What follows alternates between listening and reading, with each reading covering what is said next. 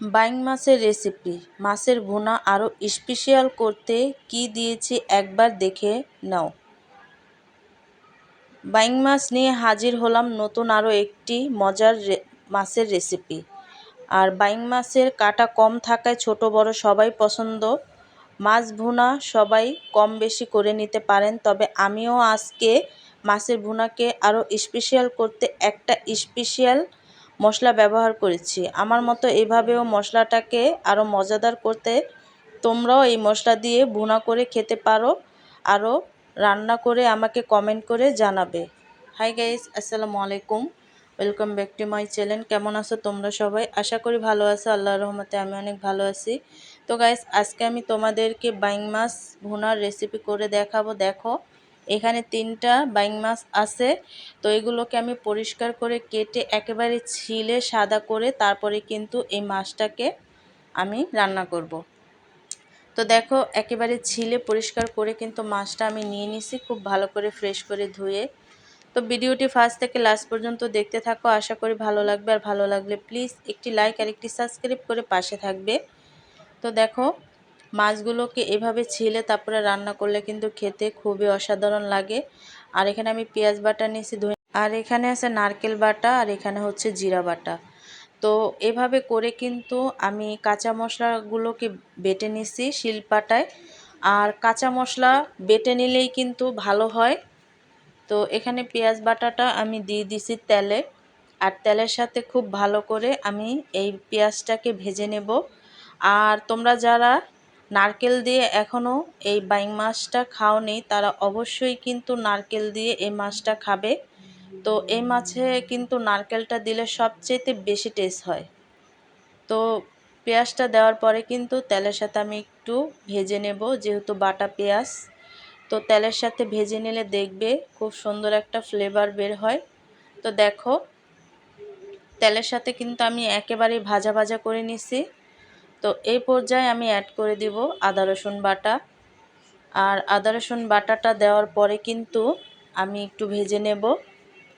তো দেখো, আমি এখানে আদা রসুন বাটাটা দিয়ে তারপরে কিন্তু একটু ভেজে নিচ্ছি। তো ভেজে নেওয়া হয়ে গেলে এখানে আমি মশলাটাকে দেওয়ার জন্য একটু পানি অ্যাড করব।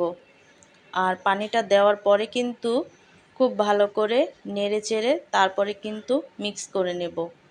আর এখানে আমি যতগুলো মশলা ব্যবহার করছি সবই হচ্ছে বাটা। তো তারপর এখানে আমি দিয়ে দেব হলুদের গুঁড়ো, এবং হলুদটা আমি একটু কম ব্যবহার করব, মরিচের গুঁড়োটা একটু বেশি দিব, যাতে একটু ঝালটা একটু বেশি হয়।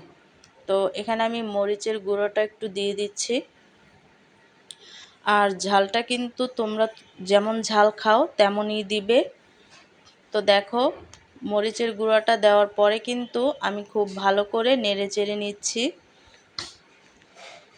আর নেড়ে চেড়ে নেওয়ার পরে কিন্তু এখানে আমি যে কাঁচা মশলাগুলোকে বেটে রাখছিলাম একে একে সেই মশলাগুলোকে অ্যাড করে দেব। এখানে আমি ধনিয়ার বাটা দিয়ে দিচ্ছি, আর হচ্ছে নারকেল বাটা আর জিরা বাটা। তো সম্পূর্ণ মশলাটা দেওয়ার পরে কিন্তু খুব ভালো করে নেড়ে চেড়ে নেব।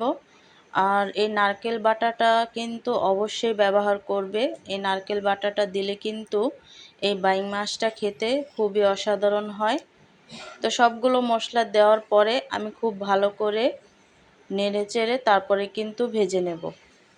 আর দিয়ে দিচ্ছি স্বাদ মতো লবণ।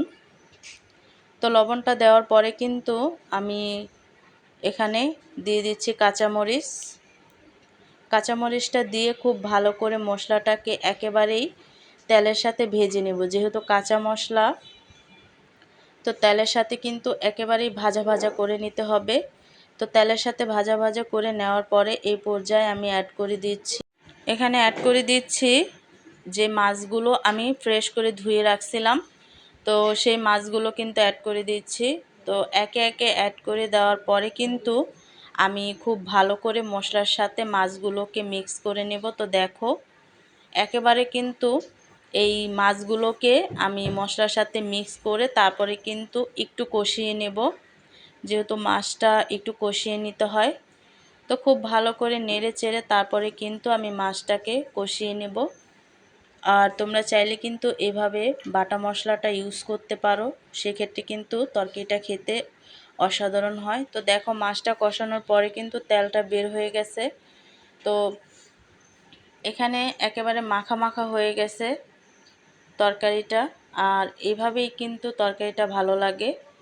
তো একেবারে ভুনা ভুনা করার পরে এখানে কিন্তু আমি জিরার গুঁড়াটা অ্যাড করব। তো দেখো আরেকটু নেড়ে চেড়ে তারপরে কিন্তু আমি তরকারিটা রান্না করা শেষ করব। তো দেখো পরিবেশন করে নিছি, আর এখানে আমি অ্যাড করে দিচ্ছি জিরার গুঁড়া। তোমরা চাইলে কিন্তু ধনেপাতা অ্যাড করতে পারো, তো আমি জিরার গুঁড়াটাই দিছি, খেতে অনেকটা ভালো লাগে। তো তৈরি হয়ে গেল খুব সহজেই কিন্তু এই বাইং মাছ রেসিপি। আর তোমরা কিন্তু এভাবে যদি কাঁচা মশলা দিয়ে রান্না করো তাহলে কিন্তু খেতে অনেকটাই অসাধারণ হয়। আমরা যেহেতু এখন সব সময়ই আধুনিক যুগ, যেহেতু আধুনিক মশলাই আমরা ব্যবহার করি, তো আমরা কাঁচা মশলা তো খাওয়া ভুলেই গেছি। তো আমরা একটু একটু কষ্ট করে এমন কাঁচা মশলা বেটে তারপরে কিন্তু আমরা রান্না করে খেতে পারি।